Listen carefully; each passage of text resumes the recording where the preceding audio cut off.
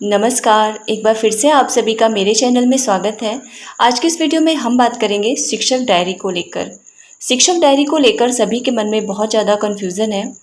पहले समय सारणी जारी हुई जिसमें हमें 8 पीरियड पढ़ाना था, सभी विषय पढ़ाने थे। फिर उसके बाद पता चला कि समृद्ध पुस्तिका के आधार पर ही हमें पढ़ाना है, उसी के आधार पर हमें कार्य योजना बनानी है और शिक्षक डायरी भरनी है।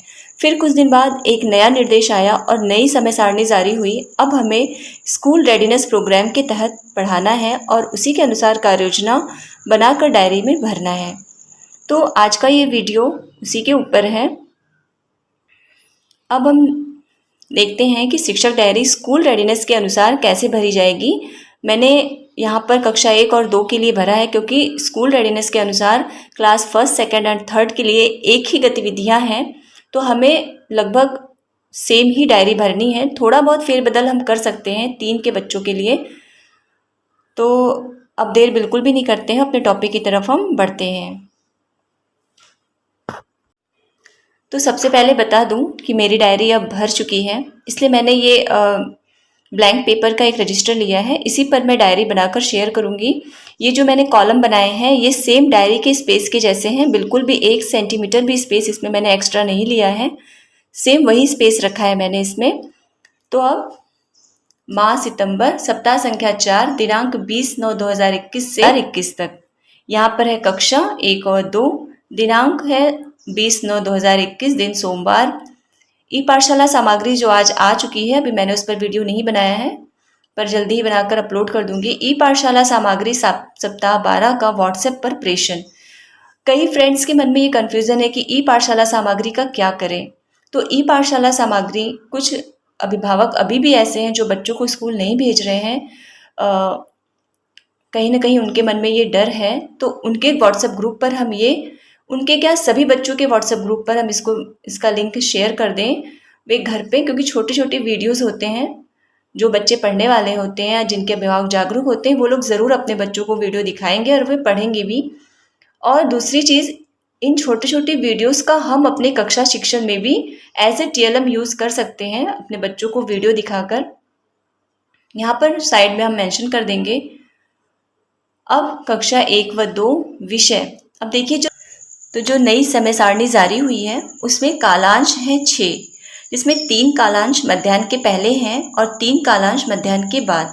तो पहले हम मध्याह्न के पहले वाले कालांश पर चर्चा कर लेते हैं, जिसमें सबसे पहला कालांश जो 60 मिनट का होगा, जिसमें 20 मिनट के लिए हमें कोई भी अनुकूल वातावरण निर्माण के लिए, चाहे कविता या कहानी या खेल गतिविधि छोटी सी, या फिर वार्म अप गतिविधियाँ, वार्म अप मीन्स एक्सरसाइज हो सकती है उसमें, और या फिर स्वास्थ्य चेकिंग के लिए, जैसे बच्चे साफ़ सुथरे हैं नहीं, नाखून कटा है कि नहीं, नहा कर आए हैं कि नहीं, इसके लिए हमें 20 मिनट रखना है। और 40 मिनट में हमें, अब देखिए स्कूल रेडीनेस में 2 प्रकार की गतिविधि आई है ना, एक भावनात्मक जुड़ाव या विकास कह लीजिए, उसकी गतिविधियां हैं, और एक है स्कूल रेडीनेस की गतिविधियां। तो जो भावनात्मक और मानसिक विकास की जो गतिविधियां हैं वो 1 से लेकर 8 तक के लिए है, मतलब सभी कक्षाओं में उसको करानी है। लेकिन जो स्कूल रेडीनेस की गतिविधियां हैं वो सिर्फ 1 से लेकर 3 तक करानी है। और स्कूल रेडीनेस में भाषा और गणित दोनों के लिए गतिविधि आई हुई है, इससे आप क्लियर कर लीजिए। तो सबसे पहले जो पहला कालांश है उसमें हमें भावनात्मक जुड़ाव गतिविधि करानी है 40 मिनट के लिए। तो हम यहाँ पर 2 चीज़ करेंगे स्टार्टिंग के कालांश में। एक तो हम कोई भी कविता, कहानी या वार्म अप एक्टिविटीज़ या फिर स्वच्छता के बारे में बच्चों से चर्चा करेंगे 20 मिनट, और 60 मिनट में हम ये गतिविधि कराएंगे, भावनात्मक जुड़ाव गतिविधि। फिर उसके बाद जो दूसरा कालांश आता है हमारा 60 मिनट का, हिंदी वहाँ से शुरू होगा हमारा, भाषा, जिसमें हम सबसे पहले अभ्यास कार्य करवाएंगे 60 मिनट, उसमें हम एक हिंदी की गतिविधि भी करवाएंगे। फिर जो तीसरा कालांश होगा 60 मिनट का, उस पर हम अपनी दक्षता पर अब ध्यान देंगे, क्योंकि 3 सप्ताह बीत चुके हैं, क्योंकि हमें प्रेरणा लक्ष्य को भी हासिल करना है। तो अब से मैं दक्षता पे अपने ध्यान देते हुए 2 दक्षताओं को मैंने इसमें शामिल किया है, H101 और H102। अब ये दोनों दक्षता क्या है उसे देख लेते हैं। तो हमारे पास हमारे हर कक्षा में प्रेरणा तालिका चस्पा हुई है, उसमें भी लिखा हुआ है। फिलहाल मैं यहाँ पर आपको इसमें दिखा दे रही हूँ। ये देखिए H101 और H102 ये सिंपल सी दक्षता है, लगभग सभी बच्चों को ये प्राप्त भी हो चुकी है। थोड़ी बहुत उसमें बस हमें सुधार करना है, बस यूँ कहा जाए तो। पहला है कहानियाँ और कविताओं का आदर्श वाचन होते हुए सुनकर समझ लेता या लेती है। तो अगर आपने बच्चों को कहानी सुनाई होगी या चित्र चार्ट पर चर्चा की होगी तो आपने देखा होगा कि बच्चे सुनकर अच्छे से कहानी समझ लेते हैं।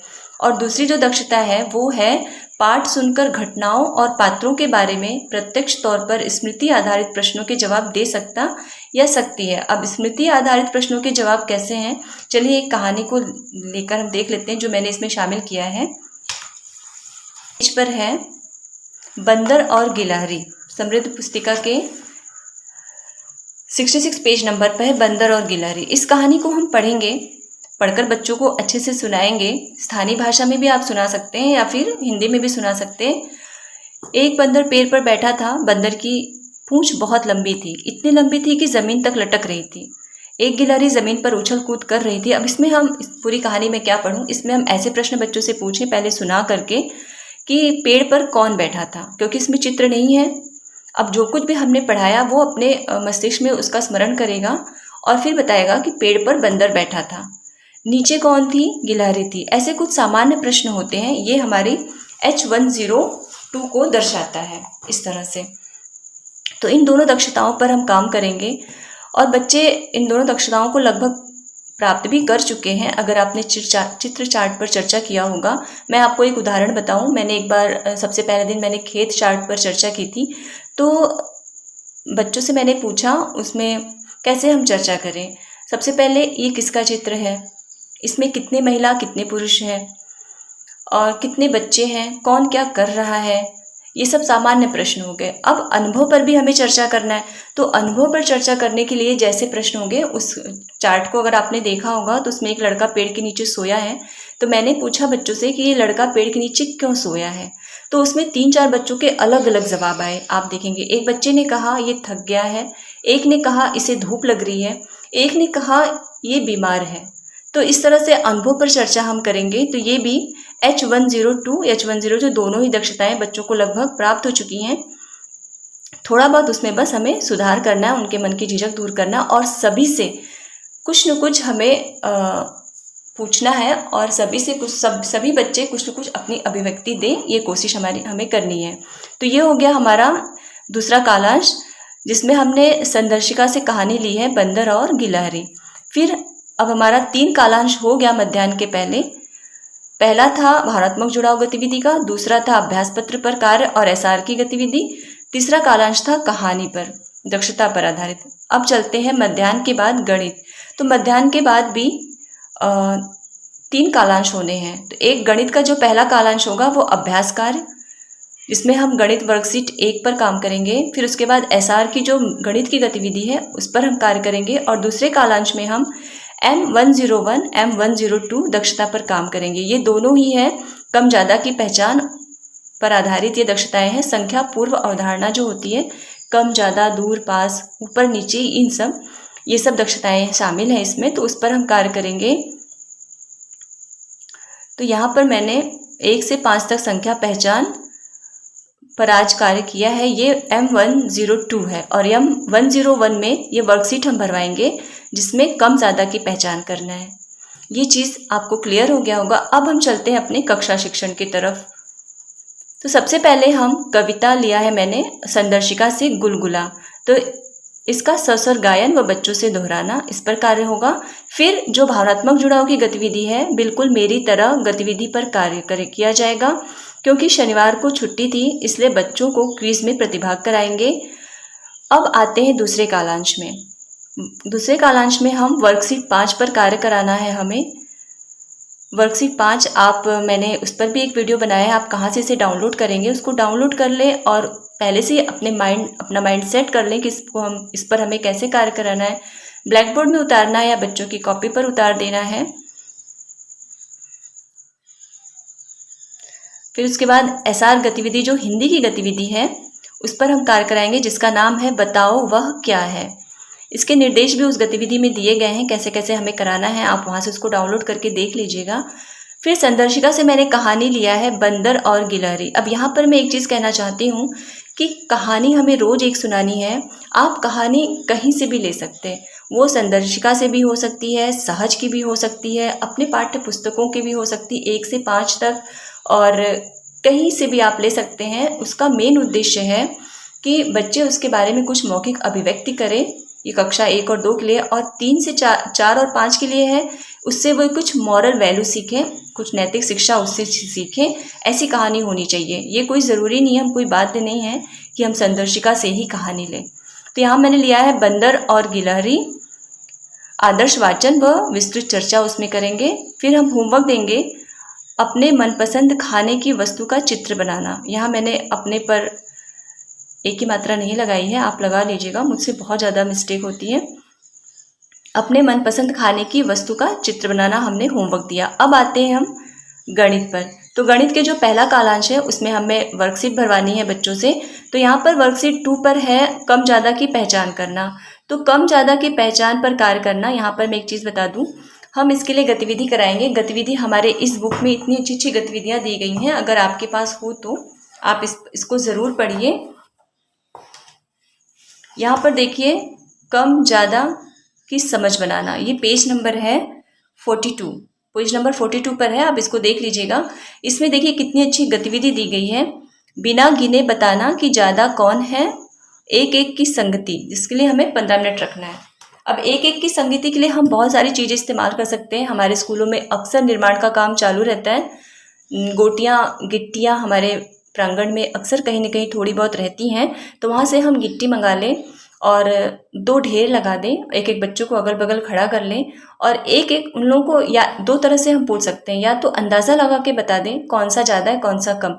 ये सब बच्चे अपने परिवेश से पहले से ही सीख कर आए हुए रहते हैं, इस तरह से भी बच्चे पता लगा सकते हैं। या फिर एक एक गिन गिन के, एक तरफ ज़्यादा रहेगी एक तरफ कम, और बच्चे एक एक गोटी गिनेंगे, लास्ट में जिसके पास बची रहेगी उधर उसका ज़्यादा होगा, जिसके पास नहीं रहेगी उधर का ढेर कम होगा। इस तरह एक एक की संगति पर हम कम ज़्यादा की पहचान की गतिविधि भी करा सकते हैं। उसके बाद हम एसआर गतिविधि, गणित की गतिविधि कराएंगे, जिसका नाम है दृश्य की रचना करना।